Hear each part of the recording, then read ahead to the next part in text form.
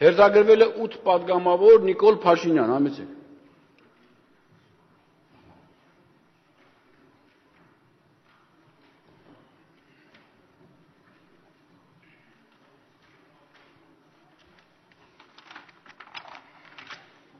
Շնորհակալություն։ Տիկնայք եւ պարոնայք, ինչ է իրանից ներկայացնում որևէ երկրի կամ կոնկրետ Հայաստանի Հանրապետության բյուջեի կատարողականը, այսինքն ինչպիսին պետք է այն լիներ։ Ըստ էության այն պետք է ներկայացներ ամբողջական տեղեկատվություն, թե ինչ է կատարվել հաշվետու ժամանակաշրջանում տվյալ երկրի հետ բոլոր իմաստներով։ Արդյոք այդպիսին է փաստաթուղթը, որ հիմա մենք քննարկում ենք։ Ցավոք սրտի, մեզ ներկայացված է մի փաստաթուղթ ոչ թե 2012 թվականին Հայաստանում տեղի ունեցած պրոցեսների մասին, այդ թվում տնտեսական, այլ մի փաստաթուղթ կառավարության աննախադեպ, անվերջանալի հաջողությունների շարքի մասին։ Խոսվեց արդեն քննարկումների ժամանակ եւ կասկածի տակ առնվեց շատ արդարացիորեն տնտեսական աճի վերաբերվող ցուցանիշը, մի քանի այլ ցուցանիշներ, բայց ես ուզում եմ հավաստիացնել, որ դրանք ընդամենը ծաղիկներն են այս փաստաթղթի։ Մեջբերեմ, բյուջեի կատարողականում գրված է բառացիորեն հետևյալը. սեփական արբանյակի թողարկման եւ այն Հայաստանին հատկացված գեոստացիոնար ուղեծրում տեղակայելու նպատակով 2012 թվականին ՀՀ տրանսպորտի եւ կապի նախարարության համակարգում ստեղծվել է Արմկոսմոս փակ բաժնետիրական ընկերությունը։ Ինչպես արդեն հասցրիկ կռահել,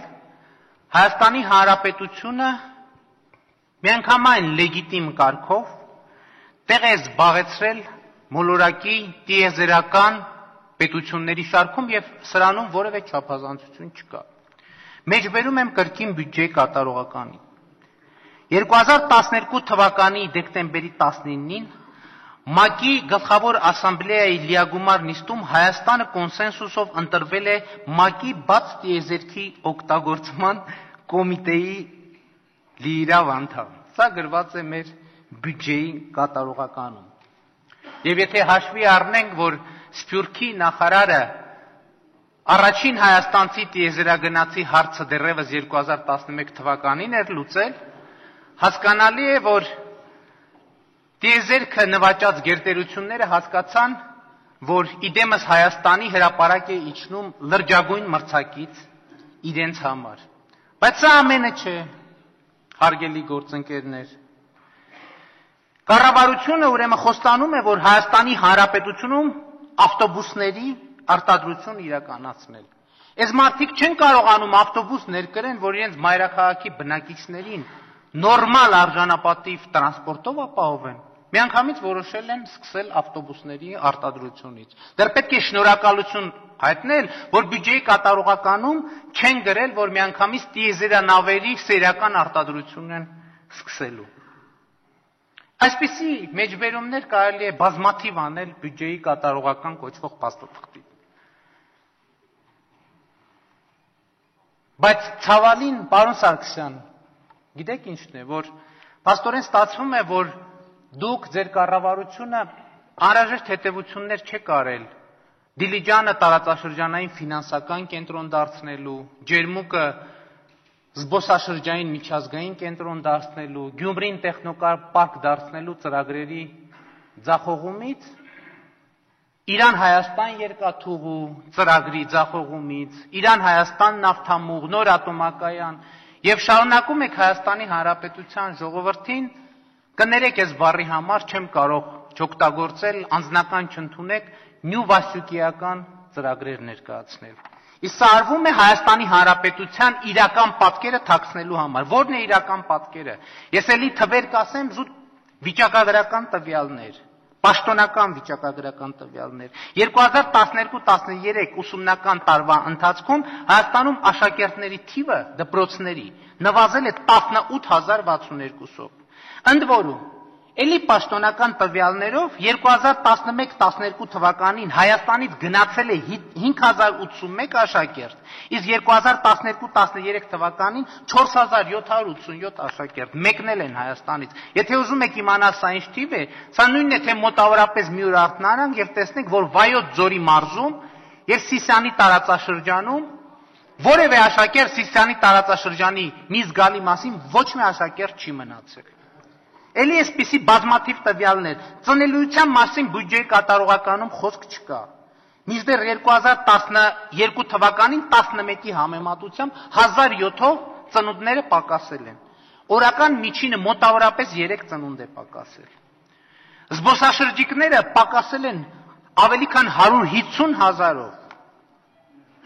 Ինքնասպանությունները աճել են, ինքնասպանություններ եւ ինքնասպանության փորձեր աճել են 93-ով։ Այս ամեն ինչի մասին բյուջեի կատարողականում չկա ոչինչ։ Փոխարենը մենք իմանում ենք, որ կառավարությունը հաշվետու ժամանակաշրջանում ընդունել է հայեցակարգեր, ռազմավարություններ, պլատֆորմներ, եւ որ ամենազավեշտականն են, պարոն Արզումանյանին հարցին ի պատասխան մենք իմացանք, որ կառավարությանն առընթեր 2 շաբաթ առաջ էր այդ հարցու պատասխան, խորհուրդները չեն գործում։ Բայց փոխարենը հաշվետու ժամանակաշրջանում կառավարությունում վարչապետին կից ձևավորվել են խորհուրդներ։ Եվ ամենազավեշտականը գիտեք որն է, որ այդ խորհուրդներից մեկը կոչվում է